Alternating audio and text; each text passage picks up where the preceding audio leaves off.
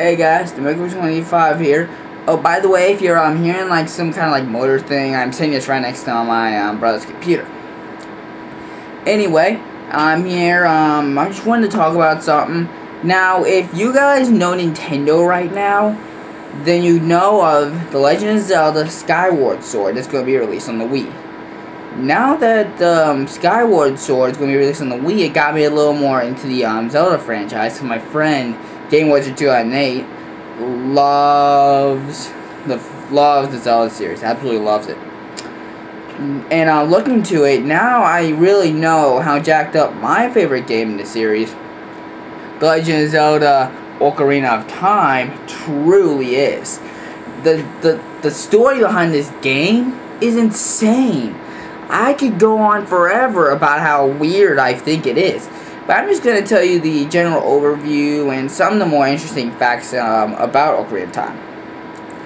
For one, it wasn't supposed to be released like this. It was supposed to be released on a DD disc on the name Zelda 64.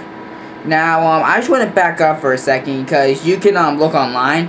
There's actually a video predating Zelda 64 of a 3D Zelda type thing. But all it was really a tech demo by Nintendo to show, yeah, we can make a 3D Zelda game. Now let's jump forward back again to Zelda 64. Zelda 64 was supposed to be a very interesting game. First 3D rendered game. It looked promising enough. The biggest thing that they stressed, especially Miyamoto, was the fact that like, you know how, like, you can cut a bush, you leave the screen, you come back in, the bush is still there. Well, in, like, Zelda 64, if you cut a bush, you leave and come back, it's gone forever. And that was supposed to be the really big thing, that it would constantly save everything you did. Like, everything you did had an equal or opposite reaction. So that was supposed to be the big thing happening with Zelda 64.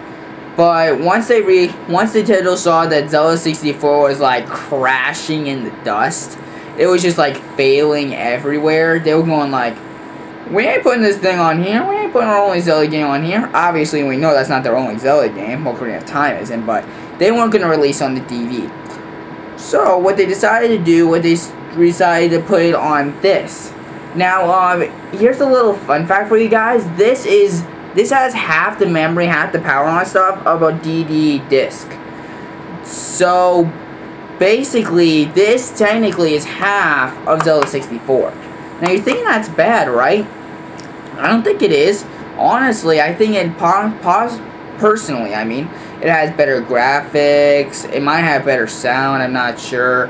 But definitely graphics, I think it definitely pulled through. And the story, I thought was a little more, cool. In the original, you were always adult Link. You actually started the thing where you're doing like Deku Tree ends as adult Link, which leads me personally to presume that the whole game you're Link or something along those lines. So and I like the fact that you're a kid and you transform into a doll. I thought that was a cool idea by Nintendo. Anyway, now to Ocarina of Time. This was a really fun game. You had good graphics, good story, good controls, all that stuff. Now, I haven't done it, but there's something you can do called the beta quest. Now, what in the heck is a beta quest? Well, it's when you take this cartridge, or any cartridge, but let's just do the Zelda beta quest, for example. You take a Game Shark Pro. This only works with the original hardware, I believe. You take it, plug it inside the Game Shark Pro, and then you plug the Game Shark Pro with the Zelda in it into your N64, put in a extensive amount of codes. I mean extensive, and you're able to unlock stuff on this cart that's not actually in the game. Like, people have like gotten being able to levitate, trying to get into like the mystical unicorn fountain, which I'll talk about in a sec, and even getting fully functional R-Wings. And I'm not kidding around when I'm saying fully functional R-Wings. Oh, it's probably just like a Pidgey glitchy and stuff.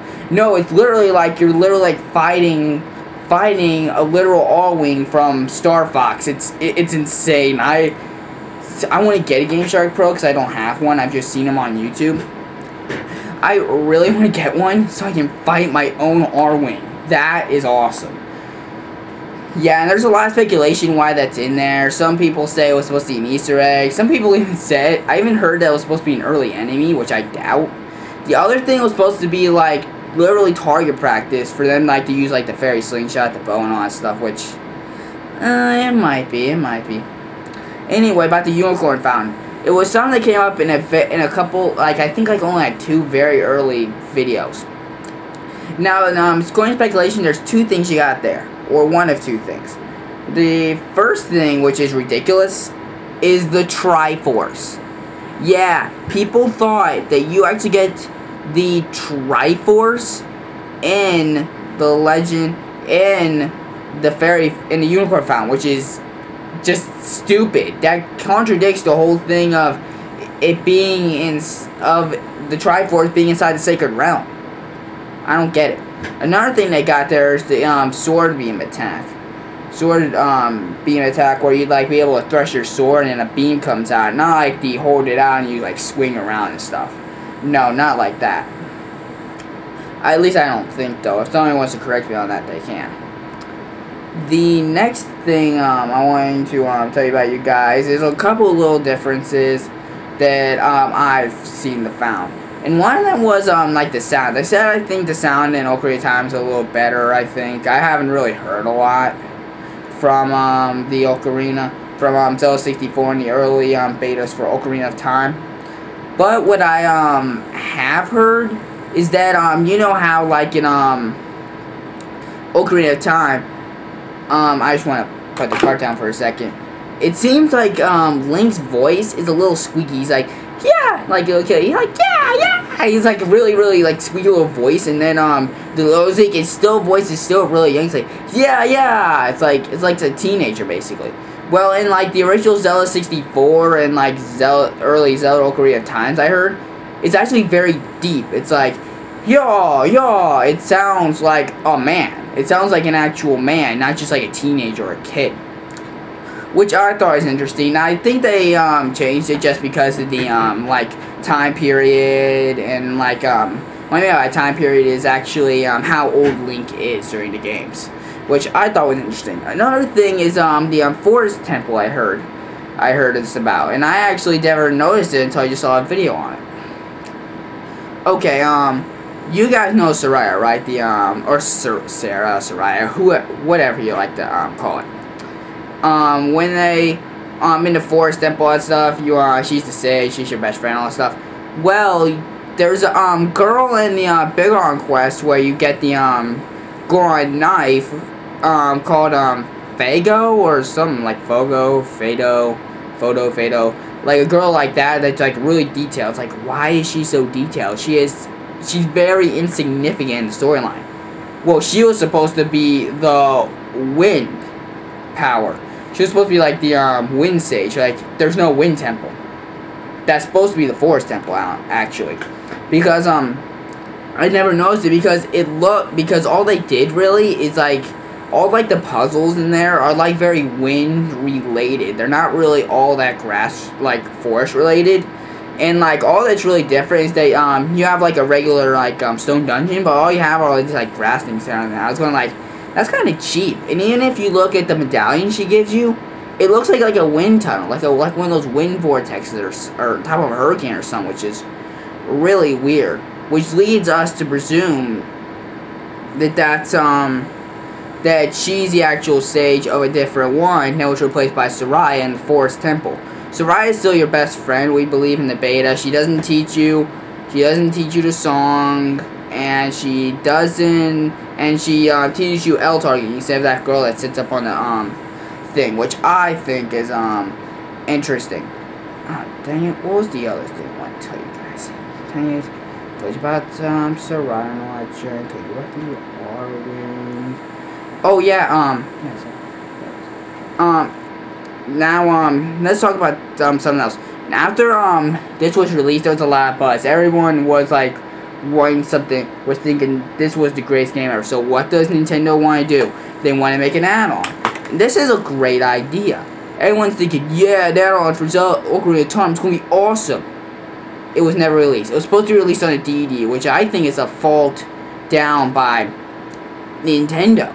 I thought it just should have been a Game Shark. Honestly, how unawkward would that have been? They already knew the DD was going down the tube. Besides, I think it might have been released shortly after the Ocarina of Time was released. Correct me if I'm wrong there. But yeah, there's supposed to be some differences. Like when you learn a song, instead of like going like doing the thing weird, instead you were supposed to hold up like a song note or something like that. Or that might just be like speculation when the new one's coming out. Anyway, I'll tell you about that in a sec. The biggest difference though is the actual fairies. And like Ocarina of Time, I'll be honest, the fairies, the great fairies look like fairy strippers. They look like fairy strippers to me, honestly. They're like barely have any clothes on and stuff. And the actual like Ura Zelda, which is what the animal was supposed to be named, they look like fairy Zoras. Yeah, they look like Zoras with fairies. They have the actual wings like regular fairies supposed to have, which is awesome. And something else that was supposed to be different. Oh yeah, one thing it didn't have the face with it. Oh, something else I want to tell you.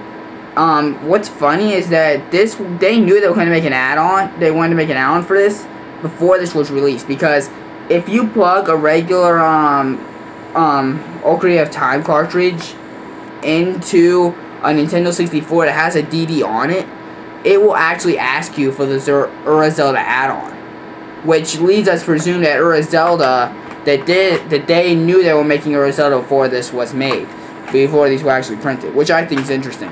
By the way, if you're interested, this is not the only version. There's also a gold copy, which I don't happen to own, which I think is sad. Anyway, this is just my little cap on the Ocarina of Time timeline, basically. There's all the stuff that's on here. There's like extensive codes for beta questing and stuff. And I'm not the only person that knows this. There's like tons of people online who know it. And speaking of online, there's a YouTube channel called ZN64. I'm going to try to put a link to it down below.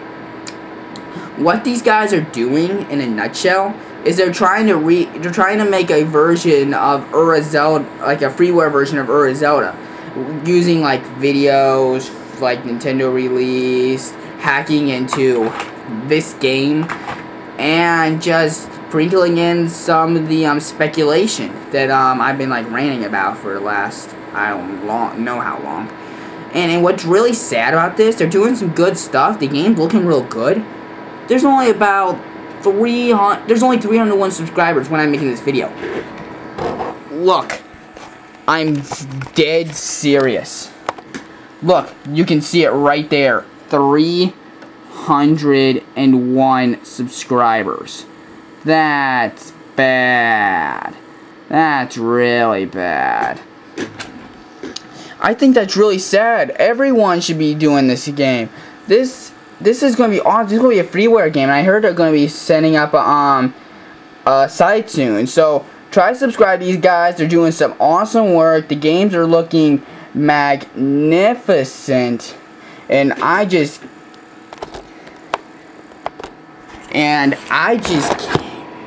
can't wait for this game to be released. I know I cooked China Jack near the end, but subscribe if you like what you're seeing. See you guys. The MechBoy25 is out of here.